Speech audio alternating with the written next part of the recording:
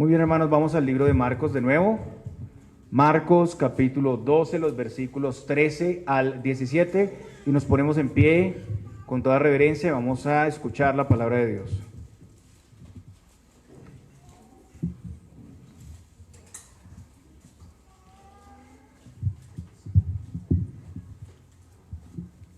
Evangelio de Marcos,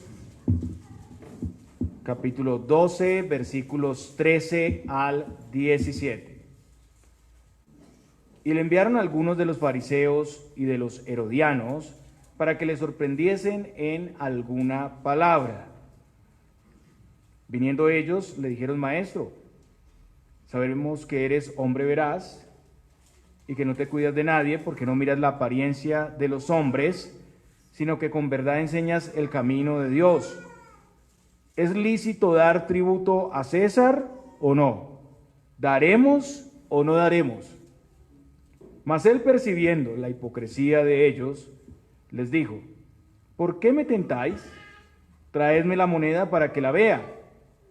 Ellos se la trajeron y les dijo: ¿de quién es esta imagen y la inscripción? Ellos le dijeron: de César. Respondiendo Jesús les dijo: dad a César lo que es de César, y a Dios lo que es de Dios. Y se maravillaron de él. Oremos. Padre, gracias por tu bendita palabra. Queremos, como siempre, rogarte que nos ayudes a entenderla, a aplicarla a nuestras vidas y que podamos salir renovados. Sobre todo, Señor, que podamos ver tu redención, ver tu gracia para nosotros, ver tu misericordia. Te lo pedimos en Cristo Jesús. Amén. Podemos sentarnos, hermanos.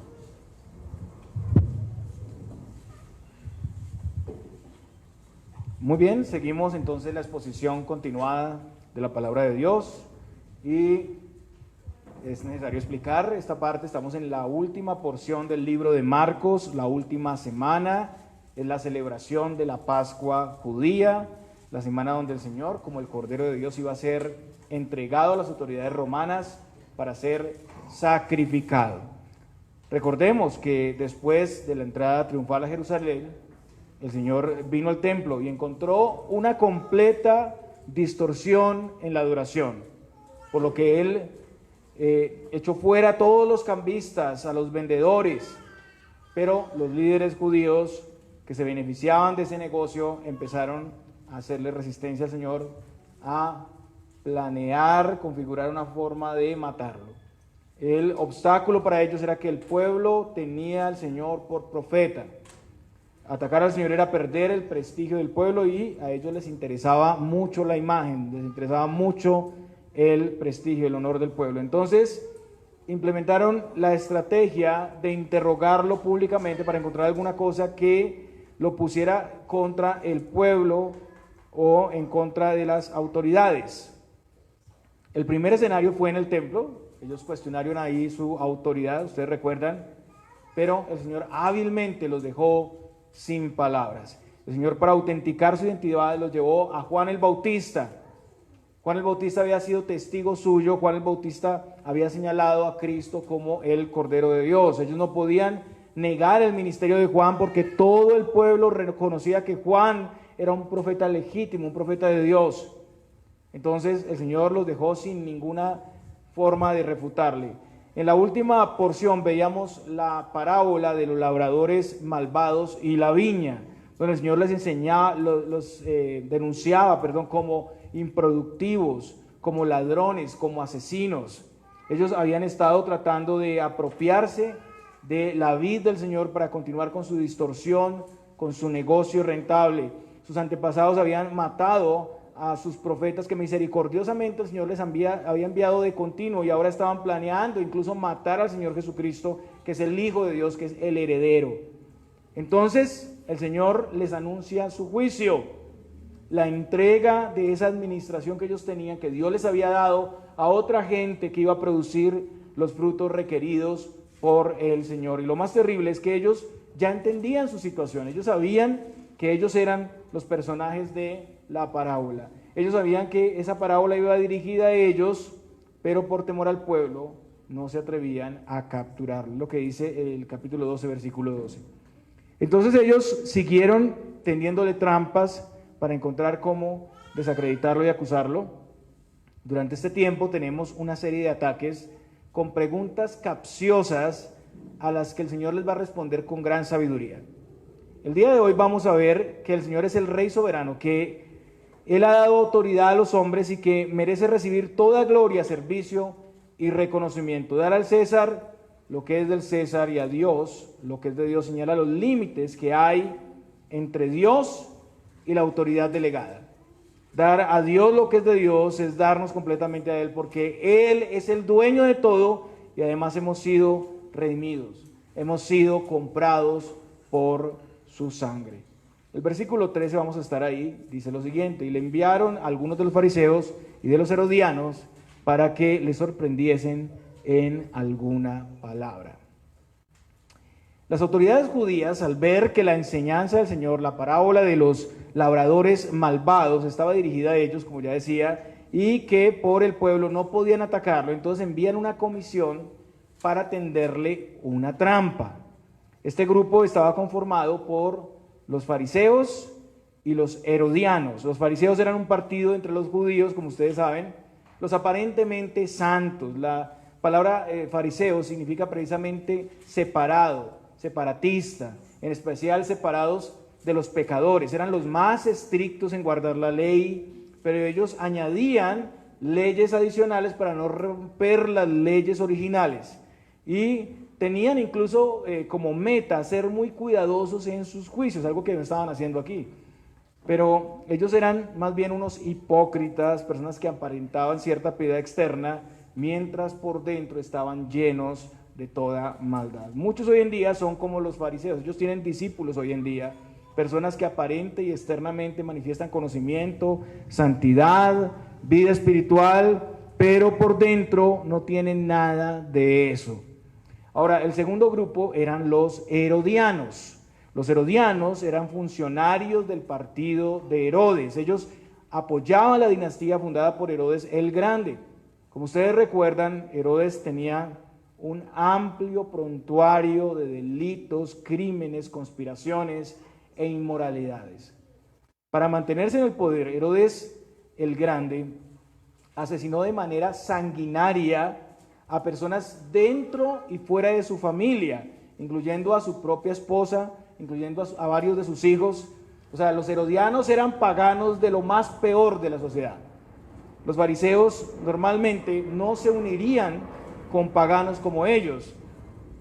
Los herodianos eran gentiles, eran para ellos inmundos, pero ellos eran unos hipócritas. Ellos buscaron un aliado pasando por alto sus propias normas, y un aliado en particular con poder político, esto es importante aquí.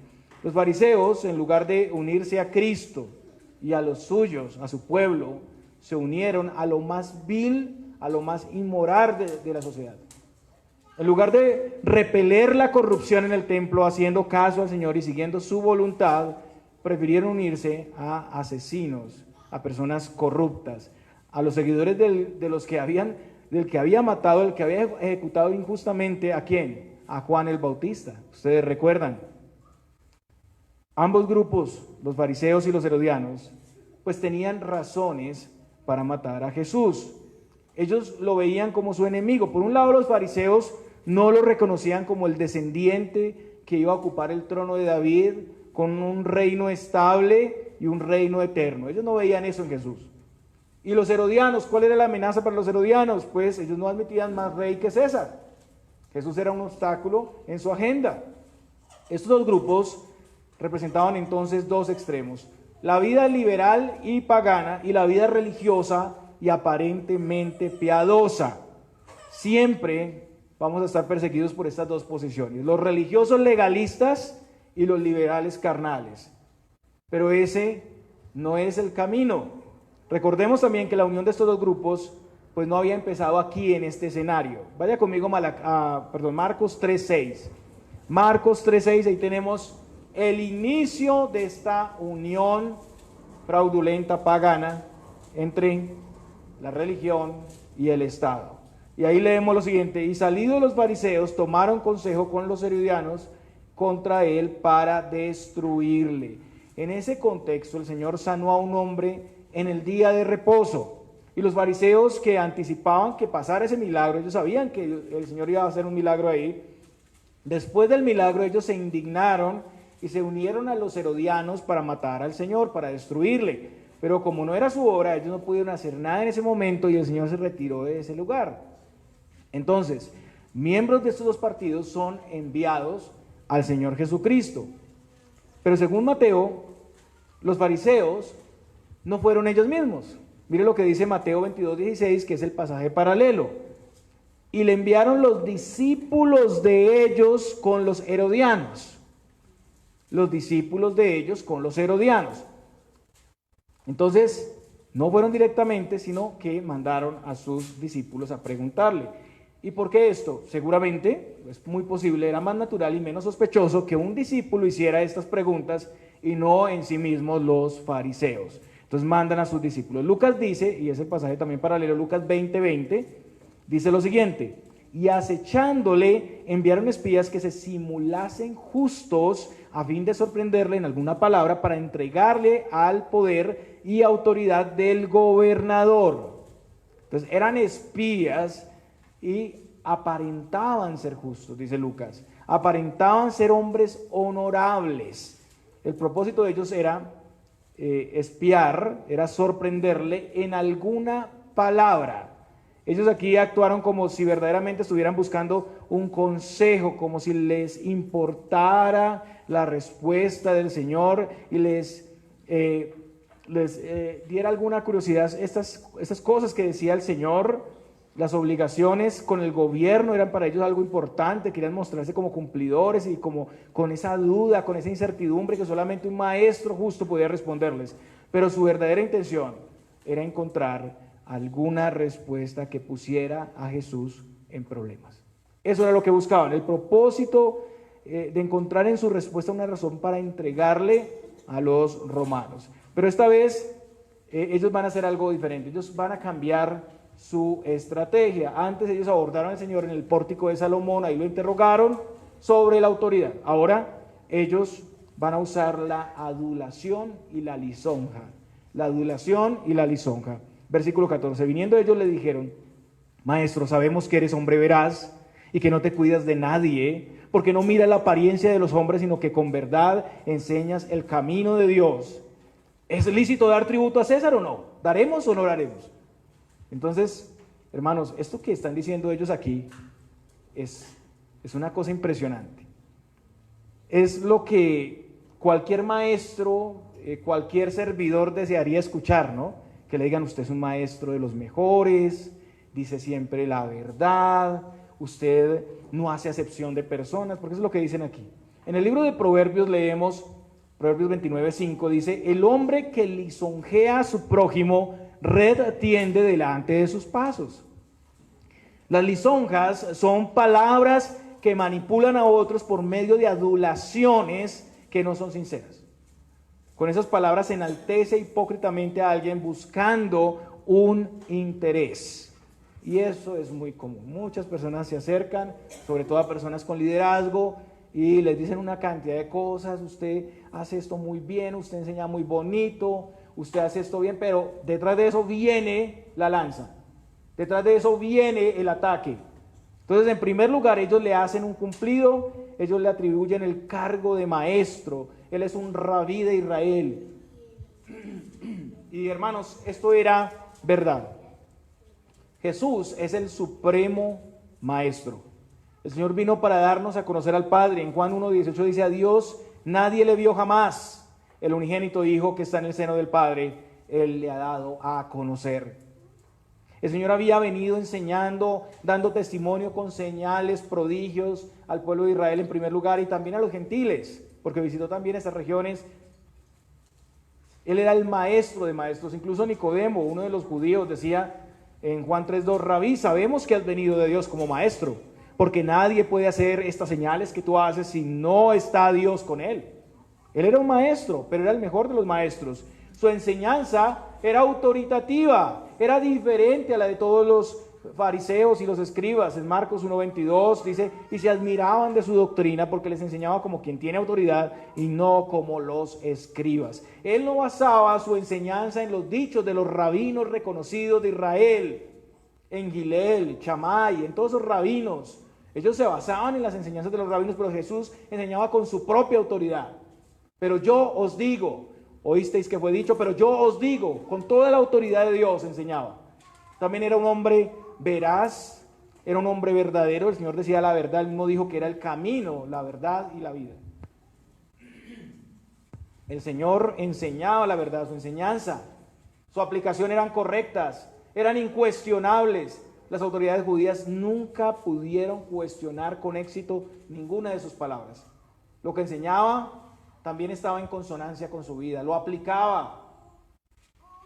También le dijeron, y que no te cuidas de nadie, porque no miras la apariencia de los hombres, sino que con verdad enseñas el camino de Dios. ¿Y qué quiere decir esto? Ellos dicen que el Señor no busca el favor de nadie cuando enseña, que es un maestro genuino, íntegro, que no mira a los hombres, o no se deja influir de los hombres para enseñar, no se acomoda a lo que agrada o desagrada a los hombres, no hace acepción de personas para enseñar, sino que se enfoca en enseñar la verdad, el camino de Dios a todos. Y eso es verdad también. El Señor no temía hablar a los mismos líderes judíos la verdad. Él no temía mostrarles su incapacidad para fructificar. El Señor habló a pecadores muy sencillos, a hombres pecadores de toda clase social, hombres muy sencillos, pobres, ricos, sabios, ignorantes. Habló a todos, a cada persona en cada lugar de la sociedad, al soldado, al dignatario, a los cananistas revolucionarios, a los publicanos, a los judíos y gentiles, a los moralistas, a las prostitutas y los ladrones. En eso no hacía acepción de personas para enseñar la verdad. Él se conducía genuinamente con verdad en el camino de Dios y conducía a otros en ese mismo camino. Entonces, con todo esto ellos estaban diciendo que él era un maestro confiable, un maestro que declaraba fielmente la voluntad de Dios y la vida práctica de la fe. Pero el problema era, hermanos, que ellos mismos no creían eso. Ellos estaban usando la adulación y la mentira. Y también ellos, aunque se esforzaron a atribuirle las mejores virtudes, lo mejor que podían decir, ellos se quedaron cortos. Porque Jesús es todo esto, pero a un nivel pleno, a un nivel perfecto. Ellos se quedaron realmente cortos. En base a esto preguntan, versículo 14, ¿es lícito dar tributo a César o no? ¿Daremos o no daremos? ¿Y a qué hace referencia esto? Todo varón adulto en Judea debía pagar un impuesto que iba al tesoro imperial. Recordemos que la nación estaba en manos del Imperio Romano y estos extranjeros estaban cobrándoles los impuestos. El gobernador Cirenio había hecho un censo del país con el propósito de preparar el cobro de los impuestos y la administración general. Necesitaban saber el número de personas para poder cobrar los impuestos. Ese impuesto se pagaba anualmente. No era algo continuo, era anual. Los romanos usaban ese tributo como un censo para contar a la nación. El valor del impuesto era un denario. ¿Cuánto era un denario? Era el valor que se pagaba a un obrero por un día de trabajo. Pues realmente eso no era mucho, era el valor de un día de salario. Si hacemos las cuentas, pues es algo muy pequeño. Pero habían algunos grupos de judíos como los celotes o los cananistas que se oponían al cobro de impuestos y lo veían como una esclavitud de la nación.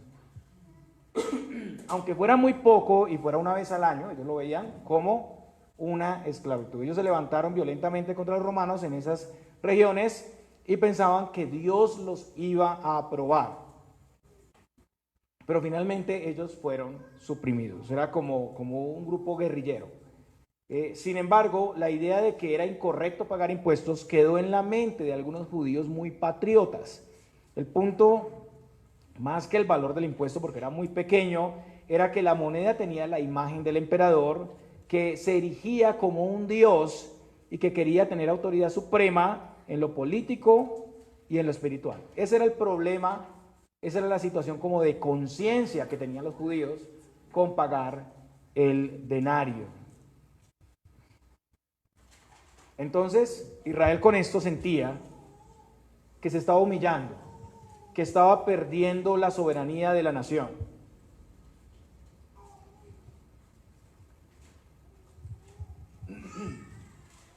Ellos habían sido una teocracia, pero ahora un imperio pagano se ponía sobre ellos. Entonces esto era muy humillante, era ponerse bajo los romanos. Entonces la pregunta traía a colación todo este conflicto, pero también era una estrategia calculada contra Jesús. Ellos se sentaron y planearon cómo hacerle la trampa.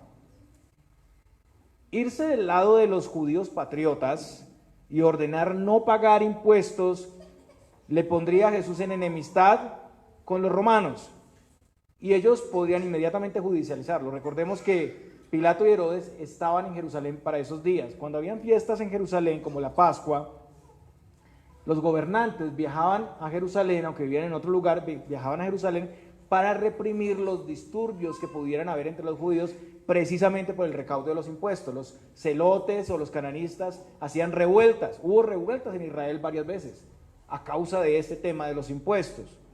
Estar a favor de los romanos, que era el otro punto, la otra cara de la moneda, por así decirlo, era ir en contra del pueblo judío y ponerse en lugar de un traicionero como lo eran los publicanos, que eran pues odiados por todos. Entonces, cualquiera que fuera la situación era negativa. Versículo 15, Marcos 12. Mas él, percibiendo la hipocresía de ellos, les dijo: ¿por qué me tentáis?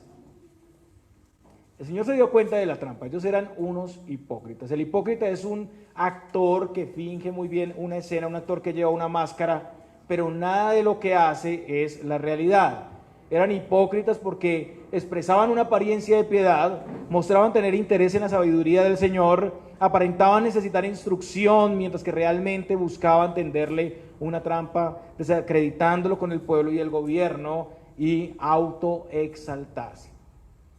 Sus intenciones entonces no eran verdaderas. No había relación entre las intenciones de su corazón y su apariencia externa. Habían aparentado estar interesados en la sabiduría, en su guía. Le habían reconocido como un maestro, pero solo fingían para atacarlo. Ellos estaban tentando, le estaban actuando como Satanás lo hizo.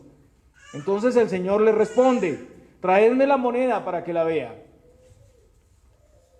Como ya había dicho, el denario era una moneda, una pequeña moneda de plata. Un día de salario era el equivalente. Ellos se la trajeron y les dijo: ¿de quién es esta imagen y la inscripción? Ellos le dijeron: de César. Según las monedas que se han encontrado de ese tiempo, la moneda tenía por un lado la cara del emperador y era el emperador Tiberio. Todos los emperadores se llamaban Césares. Entonces era Tiberio la cara, y en el reverso aparece el emperador sentado en un trono con una diadema y vestido como sumo sacerdote. La moneda decía en el anverso: de Tiberio César, Augusto, hijo del divino Augusto. Y en el reverso decía Pontifex Maximus, el sumo sacerdote de la nación romana. Entonces, la misma moneda presentaba a César como gobernador divino y como sumo sacerdote. Este era el problema de conciencia. Dar esta moneda, usarla, era como participar para ellos de la adoración al emperador. Era como atribuirle a él los títulos que se imponía. Versículo 17. Respondiendo Jesús les dijo: dad al César lo que es de César y a Dios lo que es de Dios. Y se maravillaron de él. Con esta respuesta el Señor afirmó que era lícito pagar impuestos. Básicamente, lo que es de César aquí es el impuesto requerido, pero no solo esto, sino todas las obligaciones que un ciudadano tiene con su gobierno y que son respaldadas por la ley divina. Con esto el Señor está reconociendo la autoridad delegada que tienen los gobiernos en la tierra. Este pasaje es muy importante en la Escritura. El creyente está llamado a obedecer las leyes de su país, a respetar a los que tienen cargos públicos y pagar sus impuestos. Honrar a Dios no implica dejar de lado las obligaciones con el Estado, era lo que les estaba diciendo a ellos. La autoridad proviene de Dios, toda persona en eminencia ha sido puesta por Dios. En Romanos 13:1 dice Pablo aquí a los romanos: sométase toda persona a las autoridades superiores, porque no hay autoridad sino de parte de Dios, y las que hay por Dios han sido establecidas.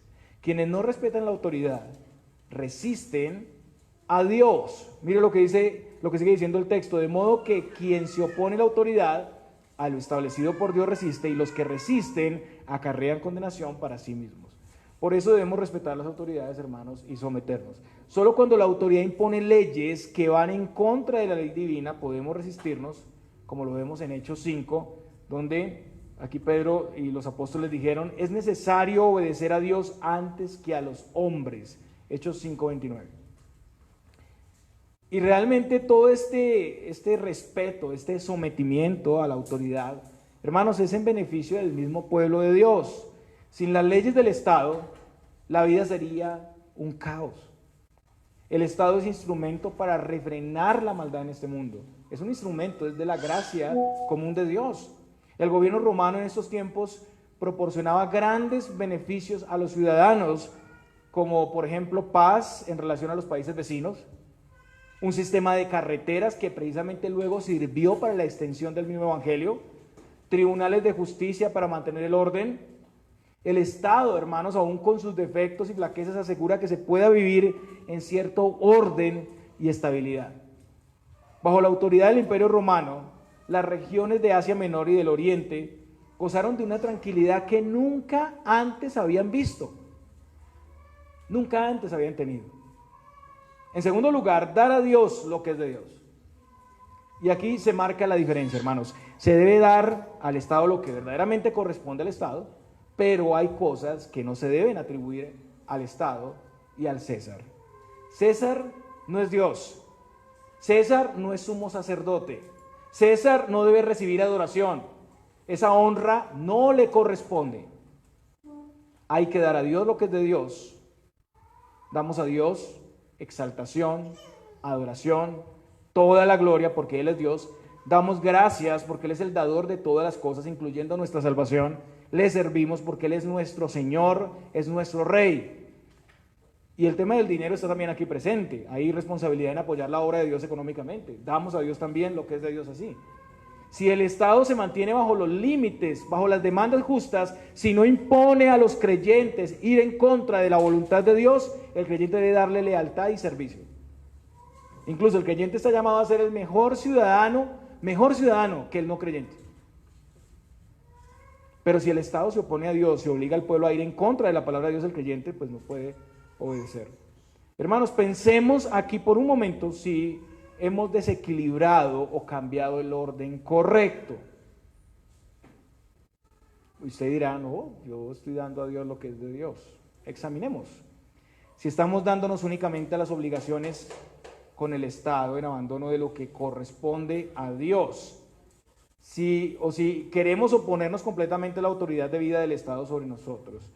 Estamos llamados a participar, por ejemplo, en la elección de nuestros gobernantes, a orar por ellos, incluso a aconsejarlos. Ojalá pudiéramos aconsejar a nuestros gobernantes, ojalá pudiéramos tener esa entrada ya o buscarla, a someternos a leyes lícitas, a las leyes de cada país que sean lícitas, a pagar nuestros impuestos, a respetar y honrar a las autoridades civiles y policiales, pero no debemos descuidar nuestro deber con el Señor. A veces le damos más valor a cumplirle al Estado que al Señor.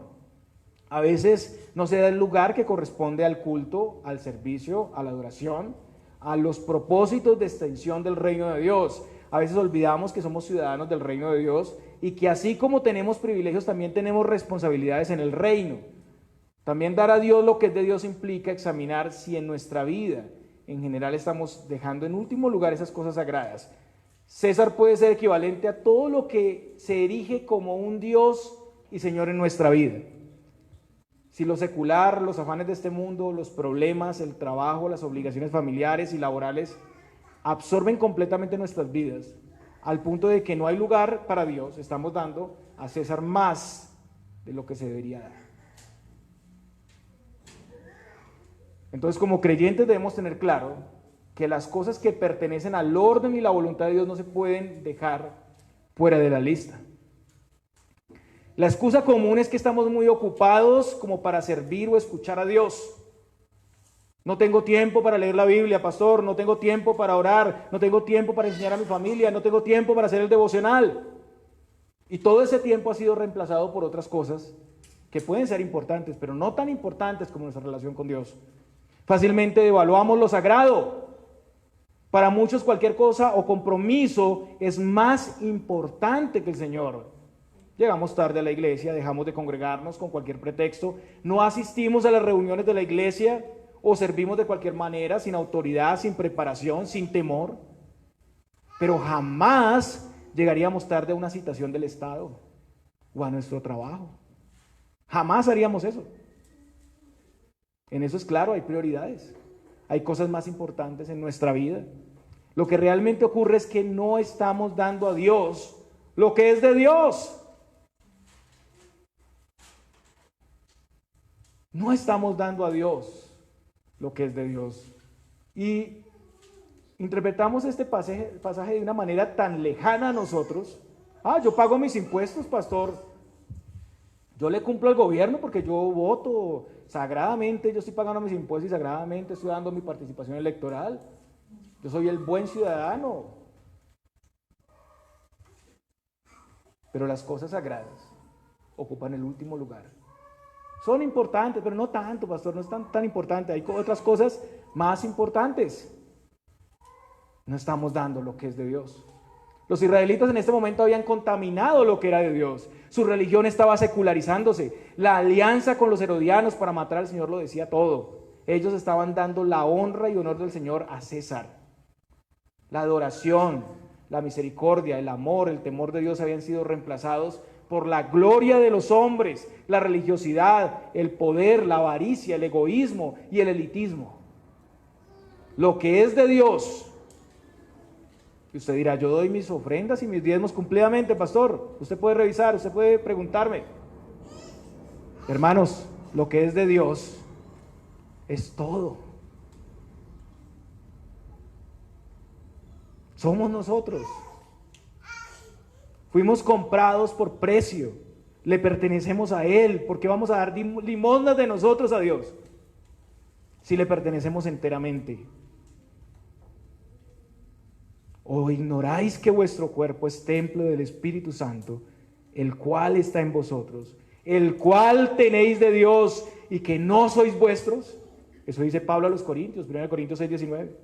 También Santiago dice, Santiago 4:5, ¿o pensáis que la Escritura dice en vano, el Espíritu que la ha hecho morar en nosotros nos anhela celosamente? No pensemos que si cumplimos con lo básico, ya estamos dando todo lo que es de Dios, porque lo que es de Dios, eres tú completamente. Hermanos, el problema es que nosotros constantemente estamos luchando para dar a Dios lo que es de Dios. Luchando. Porque nos proclamamos como César en nuestras vidas. Ese es el problema, nos idolatramos, hemos acuñado nuestra propia moneda con nuestra cara. Nos idolatramos, nos autoexaltamos, queremos ser soberanos, independientes y exigimos ser nuestros propios dueños para hacer lo que queremos y no lo que Dios pide. Pero no es así. Debemos continuamente morir a nosotros mismos y entregarnos enteramente al Señor, porque así, si seguimos así, nos estamos engañando. Nos estamos engañando. Realmente le pertenecemos y por eso hacemos lo que hacemos. Como lo decía el salmista, Salmo 115:1, no a nosotros, oh Jehová, no a nosotros, sino a tu nombre da gloria por tu misericordia, por tu verdad. Por último, hermanos, No se puede mezclar tampoco iglesia y Estado. Debe haber separación. Esto fue lo que hicieron los fariseos al unirse a los herodianos, y eso, cuando pasa, todo está mal.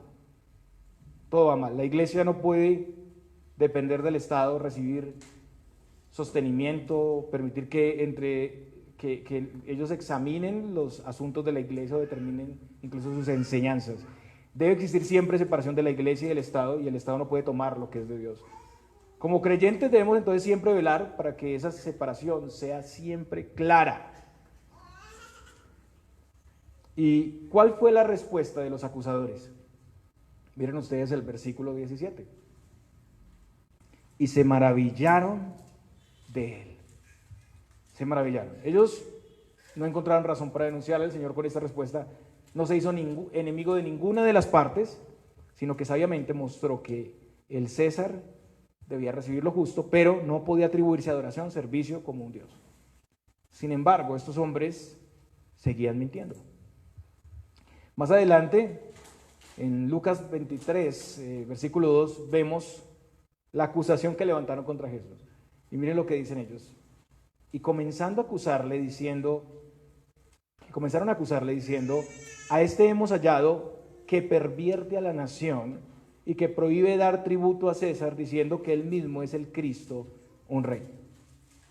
Aun cuando Jesús no cayó en la trampa, igualmente le acusaron falsamente. Ellos le pusieron falsamente en el lado de enemistad con el gobierno para poder judicializarlo, pero el Señor no había caído en su trampa, era falso, era mentira. Ellos tuvieron que usar el engaño para acusarle y para matarle, pero todo esto estaba en el mismo plan de Dios. El Señor vino cumpliendo todas las demandas de la ley de Dios a perfección.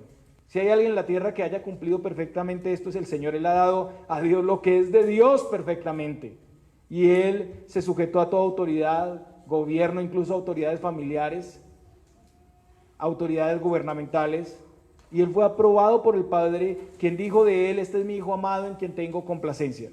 Él vivió en nuestro lugar una vida justa y murió en nuestro lugar nuestra muerte. Él satisfizo la ira de Dios con su sacrificio para proveerte vida eterna, pero ahora tú eres suplido completamente para vivir para Dios, y no hay otra opción o categoría sino dar a Dios lo que es de Dios.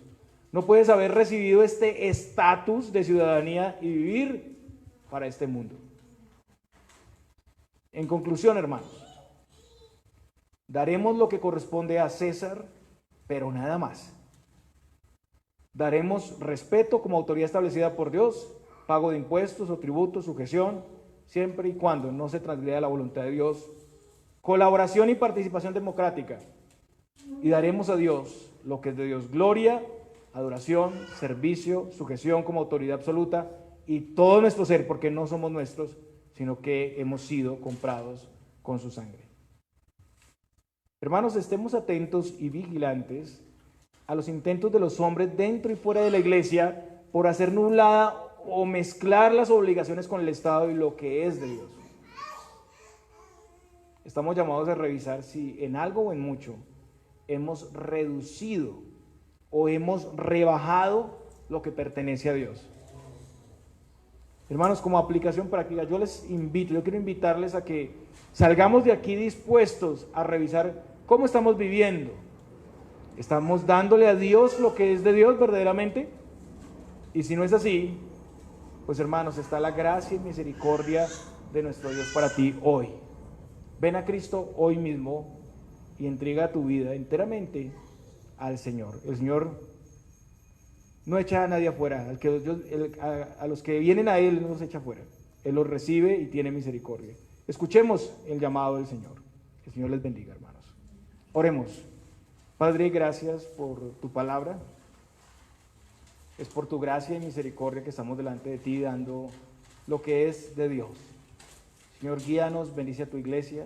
Danos la sabiduría y el discernimiento, Señor, para conducirnos en esta vida mientras peregrinamos, Señor, a ese reino eterno, a ese reino glorioso y esa ciudadanía a la cual tú nos has hecho partícipes. Te damos toda la gloria, la alabanza y la adoración a ti, porque tú eres digno, Señor. Tú eres el Rey del reino y nosotros somos tu pueblo. En Cristo Jesús. Amén.